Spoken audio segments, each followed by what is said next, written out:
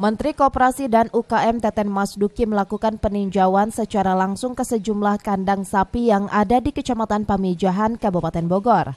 Selain itu, Menteri Koperasi dan UKM juga memberikan keringanan kepada para pelaku UMKM produksi susu sapi yang ada di tanah air melalui program relaksasi atau penangguhan pembayaran pinjaman. Melalui pemberian relaksasi atau penangguhan pembayaran pinjaman ini, Menteri Koperasi dan UKM Teten Mas Duki berharap geliat para pelaku UMKM di bidang produksi susu sapi yang ada di tanah air bisa kembali berjualan dan mampu meningkatkan produksinya di tengah COVID-19.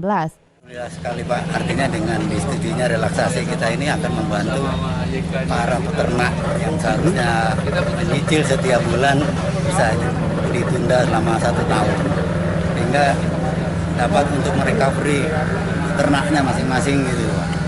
Alhamdulillah sekali, saya sangat bersyukur sekali. Memang karena permintaan turun, terus juga penerapan PSBB mengganggu suplai pakan, sehingga memang produksi turun. Jadi baik dari sisi permintaan maupun dari sisi suplainya terganggu.